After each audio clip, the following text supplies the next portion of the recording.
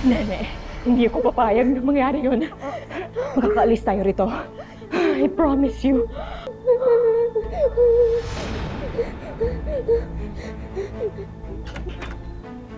Ang ginagawa niyo dito? Doc! Oh my God, you're here. Tulungan niyo kami.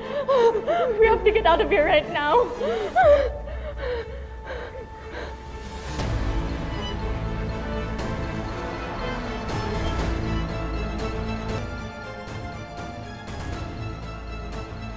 John! John!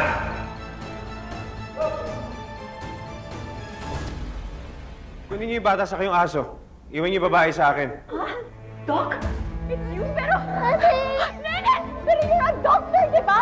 You're supposed to be helping people! Why would you do this? Let go of me! Nene! Doc!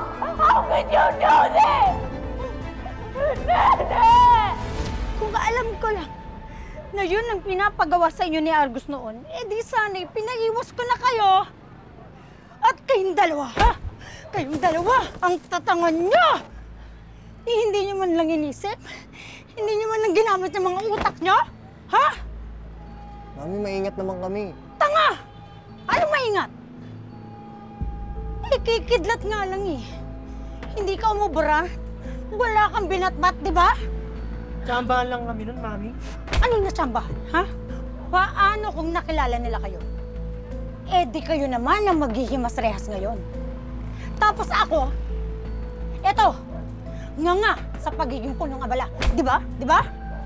Hindi na kami maiisahan ulit nun. Talagang hindi na.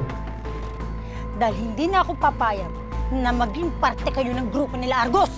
Mami, sayang yung racket namin. Kapag sinabi ko na tama na, yun ang masusunod. At hindi ako papayag na kayo pa ang makakasira sa mga plano ko.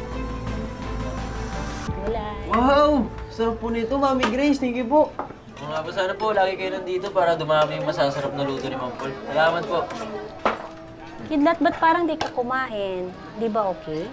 Hindi, okay ho. Tapos na akong kumain kasi saka may iniisip lang ho. Sige, maiwan ko muna kayo dyan, ha? Sige ho. Thank you. Salamat po. Salamat po, Mami Grace. Kumusta first day mo? Napansin ka ba kay Dr. K? Wala naman masyado. Bait nga eh. Sa sobrang bait, parang hindi na totoo eh. Tol, baka tamang hinala ka lang talaga.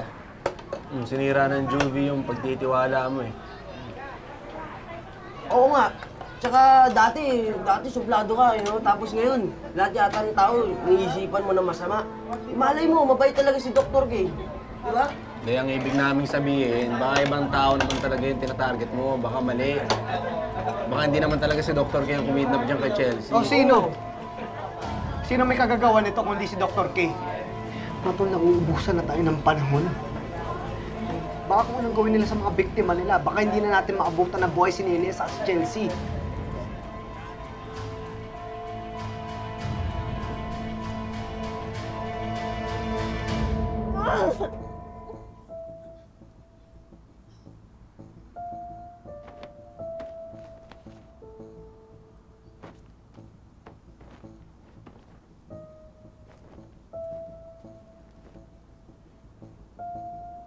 Anong gagawin mo sa akin?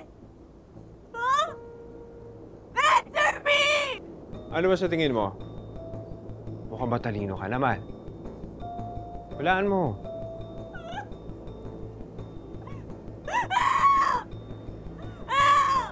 Tulungan niyo ako!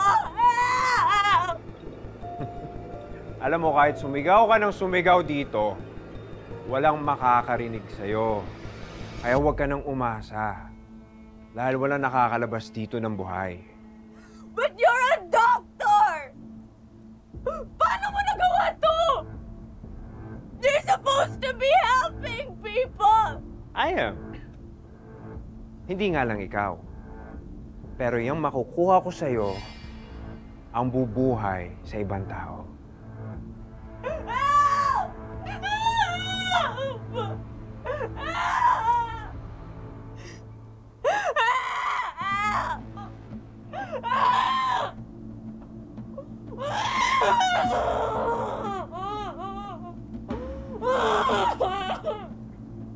Subject 438.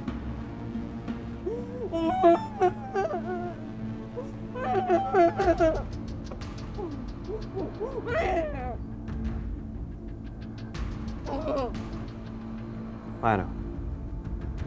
Simulan na natin.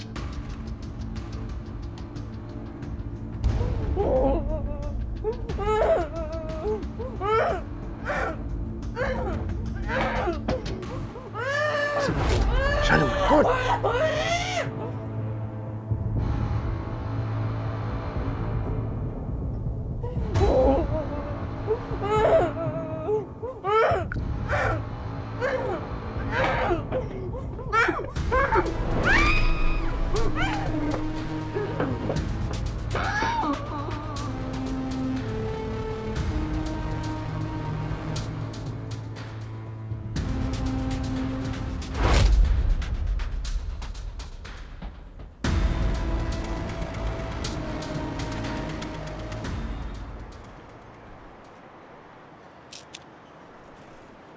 Hey, Elma. Gusto ko kayo. Lahat, pasensya ka na. Nakita mo ako nagwawala. Kasi parang napapaliw na ako sa pagod at takot na hindi ko na ulit mayakap yung anak ko. Eh, Elma, huwag ko tayong mawalan ng pag-asa, ha? Gagawin po natin ang lahat para mahanap sila. Pero huwag po natin papabayaan yung sarili natin, Yaya Elma. Baka magalit sila Chelsea sa si Nene pag nakita nila nagkakaganyan kayo. Sige kayo. Gusto niyo bang tarayan kayo ni Chelsea, Yaya Elma? Umiyak, ha? Sige. Salamat, Kidlat, ah. Kahit masakit, tsaka kahit malungkot, pipilitin ko magpakatatag para kay Chelsea. Para kay nenay ko. Ganyan ho dapat, Yaya Elma. Pahinga na ho kayo. Gusto niyo hatid ko na ho kayo sa bahay niyo? Hindi. Kaya ko na. Sige ho. Salamat, ah. Maraming salamat. Ingat kayo, Yaya Elma, ha? Thank you. Salamat, Kidlat.